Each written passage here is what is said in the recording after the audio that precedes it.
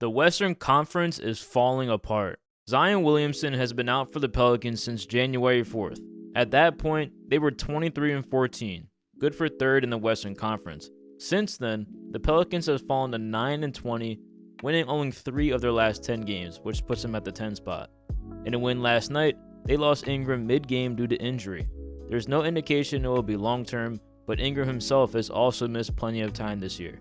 The Dallas Mavericks, who have most recently acquired Kyrie Irving in a deadline deal, are just 3-7 in their last 10 games as well.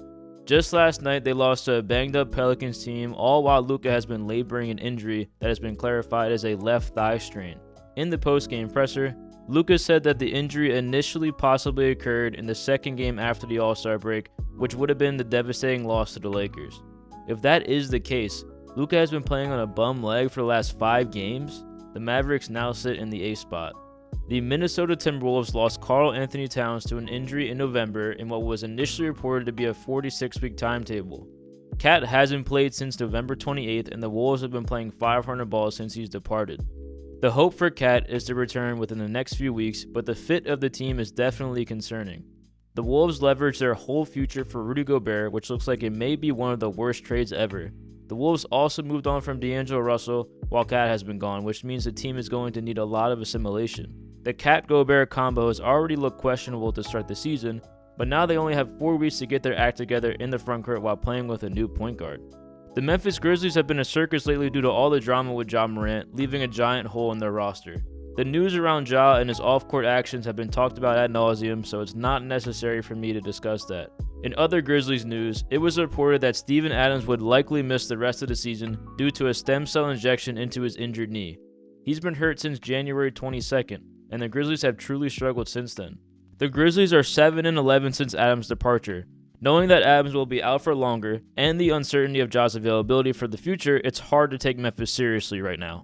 The Phoenix Suns, who have a light cushion in the 4 seed, just lost Kevin Durant last night in pregame warmups to what potentially could be a grade 2 ankle sprain, which will put him out 4 to 6 weeks. This will carry into the NBA playoffs, which could spell trouble for them in the first round depending on the matchup. Booker, Ayton, and CP3 certainly are no slouches, but there's certainly a steep drop-off after those 3 guys. Not only that, but according to Tankathon.com, Phoenix has the second hardest schedule remaining in the league, which could cost them home court in the playoffs. The Los Angeles Clippers have a great collection of talent, but they can't quite seem to put it together. The Golden State Warriors recently got Stephen Curry back, but Andrew Wiggins hasn't been around the team for weeks, who is a key cog in the thin Warriors rotation. Oklahoma City, Portland, and Utah are all 31-35. While all 3 teams are heading in their own direction when it comes to team building, all 3 of those teams are all on the outside looking in of the play-in tournament. Portland continues to mismanage its team building when it comes to building a legitimate roster around Damian Lillard. The young talent of OKC without question is gleaming with potential, but SGA as of late can't stay on the court, while Lauri Markkanen has just been too good for the Jazz to blatantly tank it out. So where does that leave the Western Conference?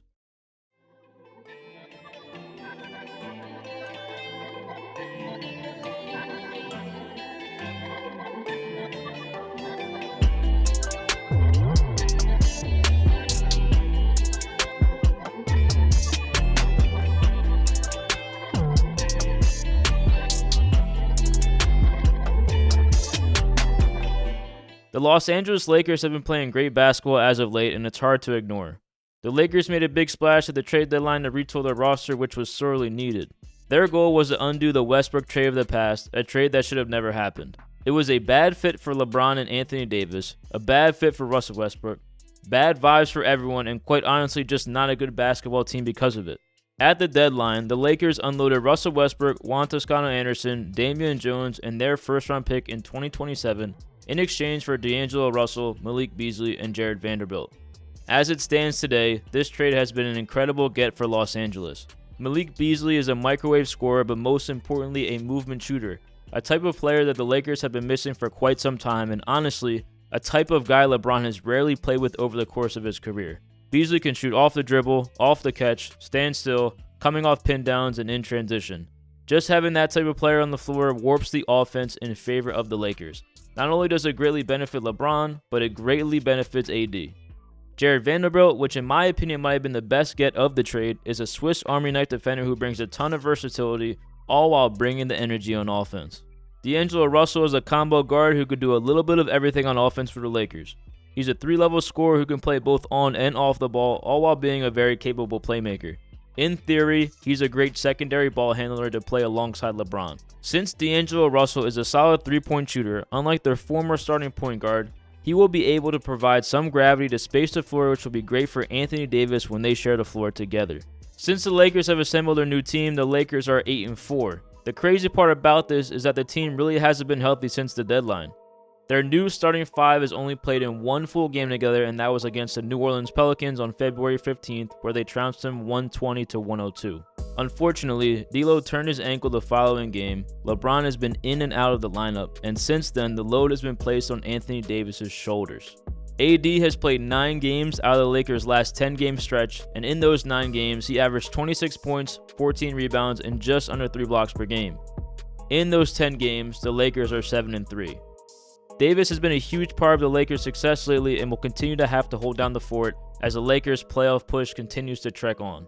D'Angelo Russell should be returning to the Lakers lineup this Friday against the Raptors, but it's likely that LeBron won't be back for at least a few more weeks. Taking a look at the Lakers' remaining schedule, they have 16 opponents remaining. Tankathon has them ranked at 29th for strength of schedule for the remainder of their season. If we take a look at who the Lakers will be playing against over the rest of the year, they only play 6 teams with records above 500. The only team that is comfortably above 500 is the New York Knicks at 39-28.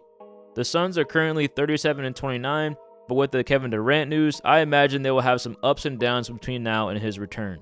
At this point, it seems like the Lakers are a lock for the play-in, and it would be a failure if they didn't win at least 9 of these last 16 games. That would put them dead even at 41-41, and I would imagine at least lock them in at the 9 spot.